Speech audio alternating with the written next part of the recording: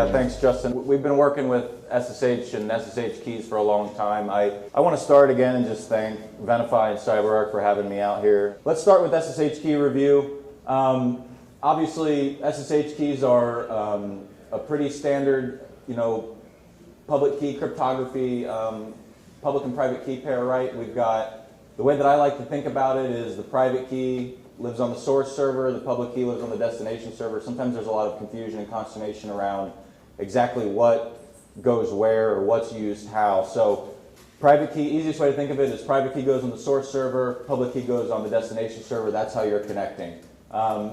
They're identity agnostic, right? We cannot tie SSH keys to a specific identity. They can be used, if I've got, in this example here, right, if I've got a private key in Alice's home directory, and I put the public key in Bob's home directory, I can log in as Bob on that destination server, right? That's not something we want, but it's, until SSH certificates came around, it was really the best we had. Perpetual lifespan, right? I've seen keys with timestamps and dates of early 2000s, right? 2004, 2005, out on some really old Linux machines. So these keys live in perpetuity. They're not going anywhere. It's one of the main problematic issues with them.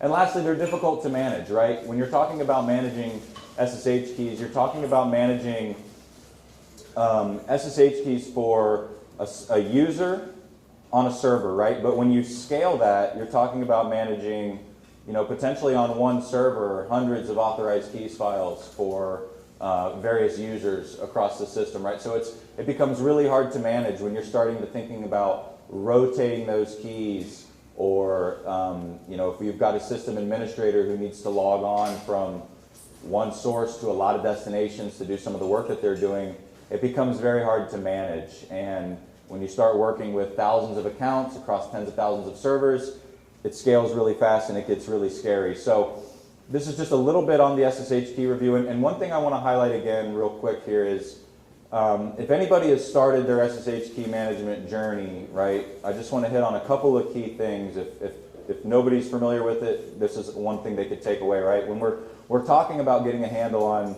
SSH keys, and we'll talk about why maybe it's not a good idea to do it this way anymore, but you need to start with identifying what's out there, right? You need to know your inventory landscape. You need to know all of the servers that you're going to be potentially scanning. You need to know all the accounts on those servers, so you have to work closely with your identity and access management teams to understand what are all the accounts in your environment, if you're even tracking if there are accounts out on servers. And then you can start to formulate a plan after that, right? You can start to think, okay, well, here's what I need to do, here's who I need to go talk to, this is the number of keys that we pulled in with Venafi's onboard discovery. Just a quick review on SSH keys. SSH certificates, right? This is this next step in evolution for SSH security. They solve really all of the problems that SSH keys present. So what are they, right? It's the introduction of a trusted CA. In this case with Venafi, Venafi acts as that trusted CA for you. It creates the CA key pairs and it acts as that trusted CA for you. If you were going to just run some open SSH commands, you could run those and create the CA yourself, the CA key pair. That's really all that is. But Venafi allows that single pane of glass and can manage the trusted CA for you. These certificates contain metadata, right? The metadata is the most important part, and we're going to talk about this, I believe, in the next slide, a little bit about what is the metadata or how does that metadata get created. But the metadata is the two main points of it, right? Identity specific, and it allows for expiration, right? So if you're in Venafi and you're creating a SSH certificate, you create the CA key pair, right? All within the UI, you create the CA key pair, and based upon the key pair, you create a certificate template. The certificate template has all of the information as far as what are the users that we're going to allow certificates to be issued to from this template, what's the lifespan, what's the algorithm, ease of management, right? Potentially a couple hundred users on the server, you have all their authorized keys files to manage, all their private keys to manage, you might have multiple private keys in a home directory, you might have multiple different iterations of even an authorized key in a key file in a home directory. It's really difficult to manage. It's incredibly difficult to manage. A lot of time these things were set up, these keys were set up without Venafi there previously, so these keys maybe weren't created and provisioned out for Venafi. You may have scanned that stuff and pulled it back in, but you don't exactly know where all of this stuff is being used. You don't know if deleting one key on one server might cause a cascade of issues. Is that key used for very sensitive file transfers around the enterprise? Is that key used for any kind of account maintenance or management on that specific server by your OS team? So the ease of management that comes with SSH certificates, right? And we're not anymore with SSH certificates, we're not managing hundreds of public keys for a user or a service account, right? We're managing what's called the public signing certificate that goes on your destination that solves for your use case. And that's the ease of management that it allows. Solution-oriented, I think this is the biggest one. One of the bigger takeaways here is SSH certificates are what I call solution-oriented, right? So there is not one way to use SSH certificates. There's not a good way or a bad way. It's really up to the use cases that you have in your business or your enterprise, and you can craft those to fit the solutions, right? So a couple of just examples, individual user logon, right? You might not want to allow individual user logon for SSH keys because, again, the keys go on the user's desktop, you have no visibility there, you're not scanning people's laptops to see if they have SSH keys out on them. And so it just, they can share them, email them around. It just gets a little bit dangerous doing that. And so what you can do with SSH certificates is you can create a template, an SSH certificate template that's just for individual user logon. And then if you really wanted to, and what you probably should do, is you can create an SSH certificate template for individual user logon in your non-production environment. And you can create a template that's for individual user logon in your production environment. And how this would work is the template, the public signing certificate of the template, and we're going to dive deeper into what the public signing certificate even is, because you're probably thinking to yourself, Gunnar, I don't know, you keep saying public signing certificate, but I don't know what that is. So trust me, we'll get into that. This public signing certificate goes on all of your non-production, Unix and Linux destination servers, right? And individuals who need to authenticate to these servers, as long as their identity or their ID is present on that server, their standard Active Directory ID, and they've got access to have their ID on that server, you give permissions to the template in Venafi for their ID, and they're able to actually, with a tool called vSSH, some of you might be familiar with vCert, but with the tool vSSH, you can basically just authenticate into Venafi, pull down the private certificate, private key, public certificate information, it stores it in memory, and then you can log into the server that you want, just like you would using SSH keys. But now, because of SSH certificates allow for expirations, we can mirror the validity period of these certificates for individual user logon for what that might be with CyberArk, right? I know sometimes there's, the passwords are in CyberArk, it might be 12-hour rotation, right? So the template, the certificates that are issued by the template, we can mirror that exactly with CyberArk, and we can say, okay, well, these certificates are only valid for 12 hours. So when your system administrators are logging on in the morning, they run their commands, they get a certificate file from Venafi, it's stored in memory on their machine, they're SSHing to the servers that they have to do work on, and the next day they come and do the same thing, and the next day they come in and do the same thing. So you're not having these stale SSH keys live out there. You're not having the public key sit out in the user's home directory on 6,000 servers for user A, and then maybe you have, let's say you have a group of 6 system administrators taking care of, 6,000 servers. You're going to have a unique SSH key pair for each one of them. That's, 30,000 keys potentially, right? All these public keys sprawled across those servers. With public signing certificates and the SSH certificate templates, you can have just that public signing certificate go on each one of these endpoints. And that's all that you're managing. You're not managing these 30,000 keys. So continued SSH certificates, how do they work? The initial very first step is a private and public key of the CA are generated. This is called the CA key pair. This is generated initially, and this is what the template is built off of. And so the template in Venafi, again, it allows you to configure what users can request certificates from the template. What's the validity period? What algorithms are we using? What identities are we going to issue certificates to from the template? And so when a client comes in and says, hey, I want a key pair from this template, this individual user logon template, what actually is happening is a traditional SSH private and public key pair is issued to the client.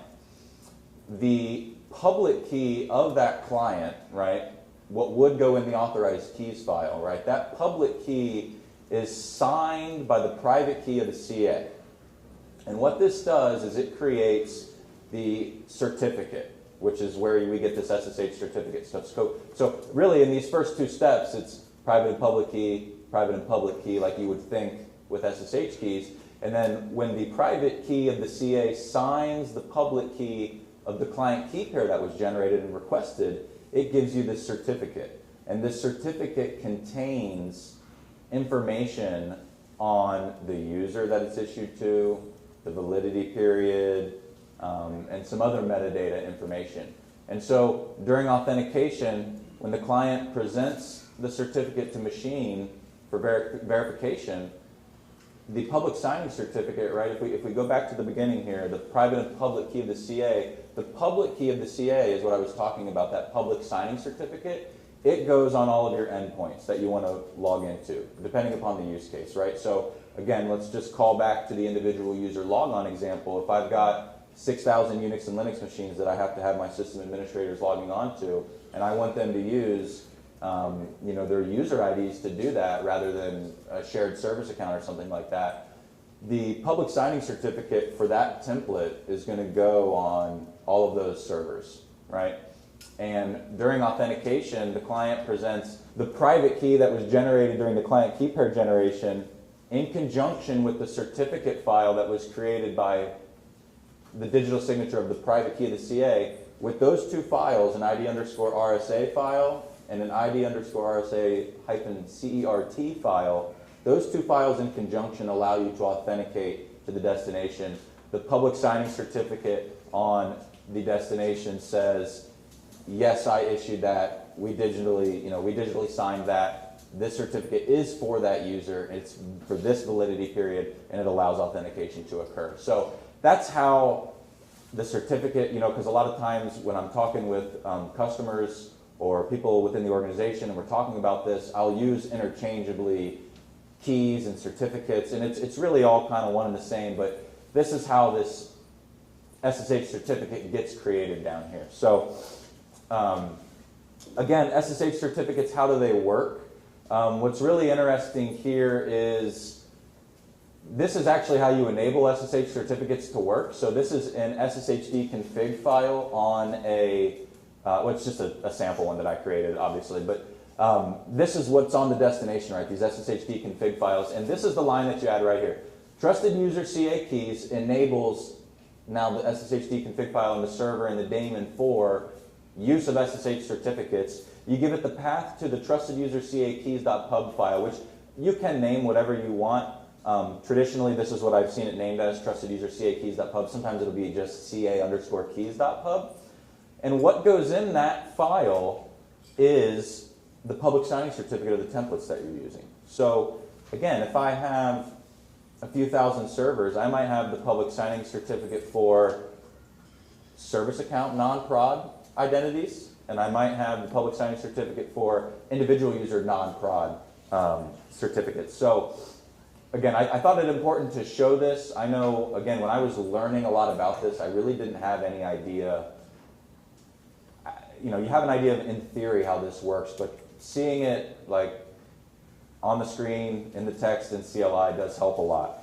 I think right now we're in a space where it's really not even worth starting SSH key management practices. So what I would do is we would scan the environment, pull in all the keys, we would make analysis and patterns and correlations, and we would go to service account owners and we would talk to them and we would say, hey, these keys are being used and these keys aren't. We want to delete these keys, but these keys need to stay because we see that they're being used. And it's really, really difficult to do that for thousands of accounts. So if you're thinking about starting this journey, I would just skip really all of the SSH key stuff, and I would immediately start trying to migrate and get SSH certificates instantiated. And so I would still take a look at what are your current key management practices. If you do have a current SSH key management program, take some of the practices that you have there and you can apply them to this certificate program as well. But what you need to do is redefine SSH policy. So as a part of building, there are pros to having an SSH key management program, right? We were able to really rewrite a lot of policy and bring in a lot of good policy, but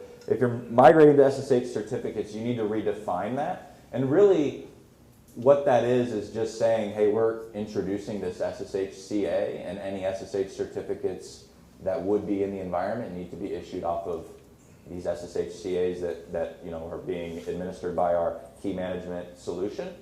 You want to identify use cases, right? This is important because you can, again, craft templates to solve use cases that are unique to your environment and your company and your enterprise.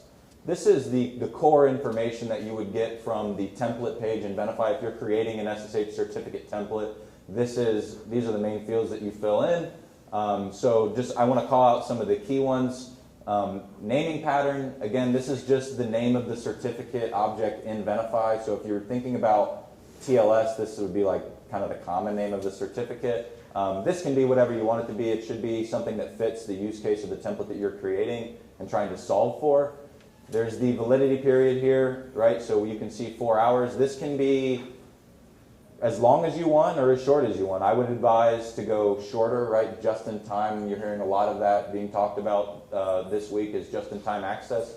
You can do that with SSH certificates. You can make the validity period for the certificate file 5 minutes, 2 minutes. As soon as that SSH socket is open, it doesn't matter if that certificate's already expired, the connection's there, the tunnel's there, you're able to execute what you need to execute already. If that credential were to get lost or get into the hands of somebody else, it's expired, it can't be used anymore.